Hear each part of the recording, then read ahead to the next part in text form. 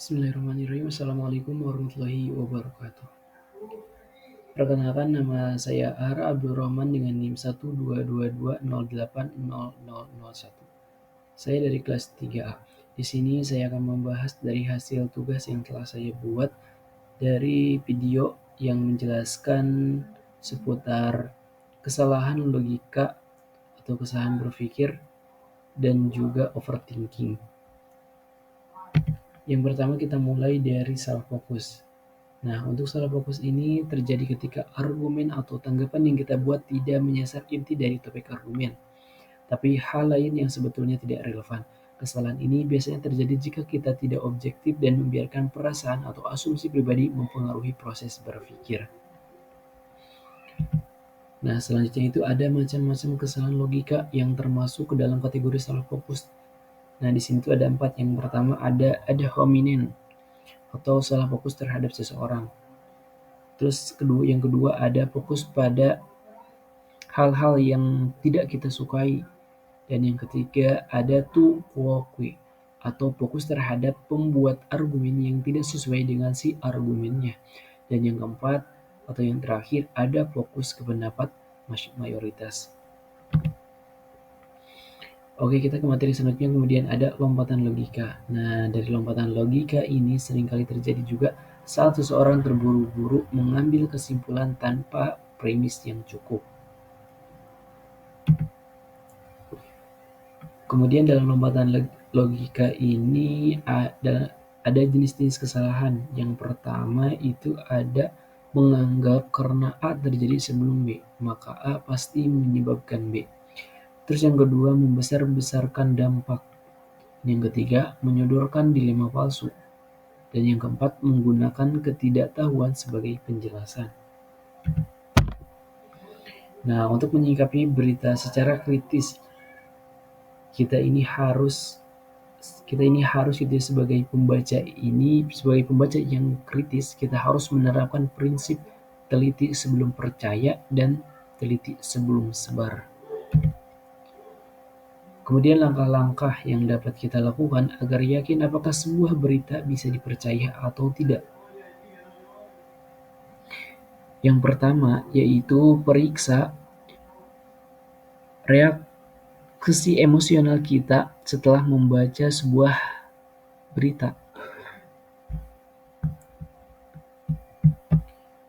Yang kedua, ingat dari mana kita mendapatkan sebuah berita. Dan ketiga, perhatikan judul berita. Kemudian keempat, periksa apakah media yang memuatnya punya kredibilitas.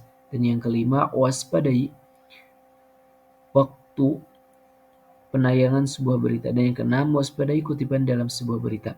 Dan yang ketujuh, periksa tautan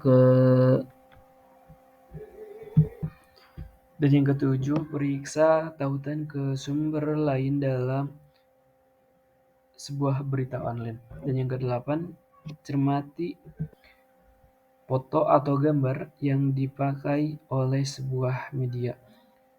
Yang kesembilan yaitu bandingkan berita di medsos dengan yang lainnya. Kemudian selanjutnya itu ada kritis dalam membaca hasil penelitian. Nah, dalam hal ini tidak semua peneliti layak dipercaya. Bisa jadi metodenya itu tidak tepat. Begitu juga dengan artikel sains. Kadang si peneliti ini maksudnya A tapi artikel menulis B. Akhirnya pembaca jadi salah paham. Kemudian ada pertanyaan-pertanyaan yang harus kita jawab sebelum percaya sebuah artikel sains atau penelitian. Yang pertama, apakah judul sebuah artikel sains terdengar sensasional? Kemudian yang kedua, apakah peneliti yang disebutkan dalam sebuah artikel sains bisa dipercaya? Dan yang ketiga, jika penelitian membuat kesimpulan tentang seluruh kelompok, apakah generalisasinya sudah cukup kuat? Jika penelitian membuat kesimpulan tentang hubungan sebab akibat, apa kita sudah yakin itu bukan sekedar korelasi? Kemudian yang kelima, apakah sebuah penelitian menggunakan kelompok pembanding? Kemudian yang terakhir atau yang keenam, apakah dalam sebuah penelitian dipilih dengan objektif? Kemudian selanjutnya ada logical fallacy atau sesat pikir. Nah, kata fallacy ini berasal dari bahasa Latin yaitu fallacia atau deception, atau dalam bahasa Indonesianya itu yaitu tipu muslihat. Logical fallacy ini biasanya menipu orang yang mendengar argumennya. Untuk logical fallacy ini memiliki beberapa karakteristik. Yang pertama yaitu harus terdapat dalam logika berpikir. Yang kedua harus bisa diterapkan argumen. Dan yang ketiga harus memiliki kesan menipu. Maka dari hal-hal tersebut dapat kita definisikan bahwa logical fallacy ini adalah argumen yang salah dalam logika berpikir yang mampu menipu orang yang mendengar argumen tersebut. Kemudian selanjutnya itu ada overthinking. Nah, overthinking ini memiliki 3 pola. Yang pertama itu ada pola pukul rata, yang kedua ada langsung lompat ke kesimpulan, dan yang ketiga pola menyalahkan. Yang pertama untuk pola pukul rata ini muncul setelah ada satu atau rangkaian kejadian yang membuat seseorang memukul rata kalau kejadian itu bakal mempengaruhi seluruh hidupnya. Yang kedua ada langsung lompat ke kesimpulan. Jadi pola ini biasanya ini berasal dari ngebuat asumsi yang kita enggak tahu itu pasti benar atau enggak. Dan yang ketiga, pola menyalahkan. Pola pikir negatif di mana kamu menyalahkan suatu kejadian ke satu pihak saja, ke diri sendiri ataupun ke orang lain. Kemudian dalam logical fallacy ini ada beberapa jenis sesat pikir. Yang pertama itu ada hasty generalization. Yang kedua ada circular reasoning. Dan yang ketiga slippery slope. Keempat straw man. Kelima ad hominem. Dan keenam vice dikotomi. Oke, yang pertama ini ada contohnya. Contoh dari kesalahan berpikir. Yang pertama tadi ada kesalahan berpikir dari hasty generalization. Contohnya itu seperti alah semua cowok itu brengsek. Padahal gitu ya, tidak semua dalam realitanya seperti itu. Hanya saja orang yang terjadi gitu ya pada seorang itu kemudian dia mengatakan hal tersebut. Yang kedua ada circular reasoning. Contohnya itu seperti kayak kenapa gitu ya, aku percaya kalau Tuhan itu ada. Lalu pihak pertama juga menjawab begitu, karena ya sudah tertuang dalam kitab. Nah, jadi pertanyaannya itu tidak ada jawaban yang pasti, maksudnya tidak ada jawaban yang hanya saja adanya itu dalam kitab gitu. Kemudian yang ketiga ada slippery slope. Slippery slope ini adalah contohnya itu ketika kamu memberi makanan kepada orang lain, lalu ada seseorang yang berkata kepada kamu seperti ini. Kalau kamu memberi makanan kepada satu orang, kamu juga harus memberikan makanan kepada semua orang. Kemudian yang keempat ada straw man.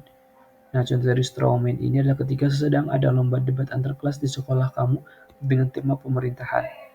Kemudian pihak pertama mengeluarkan argumen kalau infrastruktur yang berlebihan di negara tidak baik karena bisa merusak alam dan hutan di negara kita.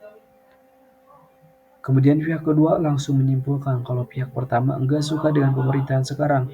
Padahal kan pihak kedua bisa berdiskusi mengenai infrastruktur di negara ini, bukannya mengklaim sesuatu yang belum tentu benar. Kemudian ada yang kesembilan ada ad hominem. Nah, ad hominem ini merupakan sesat pikir di mana saat dua pihak sedang melontarkan argumen, satu pihak akan membahas kepribadian orang lain yang tidak ada kaitannya dengan pembahasan yang sedang berlangsung.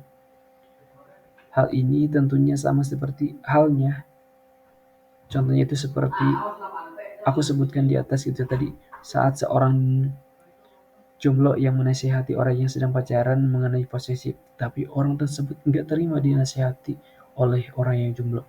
Alhasil yang terjadi adalah justru menyerang kepribadian pihak lain. Dan yang keenam ada false dikotomi. Nah, false dilema ini merupakan salah satu kesesatan berpikir yang membuat pihak pertama seolah-olah hanya memberikan dua pilihan dari argumennya kepada pihak kedua. Contoh dari jenis false dilema yaitu ketika seseorang berkata kepada orang lain seperti ini, kamu nggak punya pendirian, kalau cuma bisa mengikuti orang lain. Akibat argumen tersebut, otomatis pihak kedua langsung tidak berkutik dan bingung hendak menjawab apa. Nah, kemudian yang terakhir ini adalah overthinking yang pernah saya alami. Overthinking yang pernah saya alami adalah ketika di mana saya mau mencoba melakukan sesuatu yang baru, namun selalu hadir pikiran buruk yang akan terjadi pada kemudian hari. Pikiran buruk yang selalu menghantui tersebut adalah kegagalan yang akan terjadi karena atas kekurangan dan pengalaman yang kurang. Sehingga diri ini selalu pesimis dengan apa yang akan dilakukan.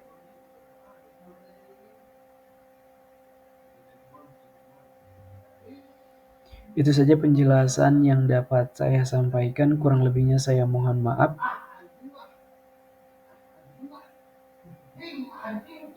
Wabillahi taufiq wal hidayah. Wassalamualaikum warahmatullahi wabarakatuh.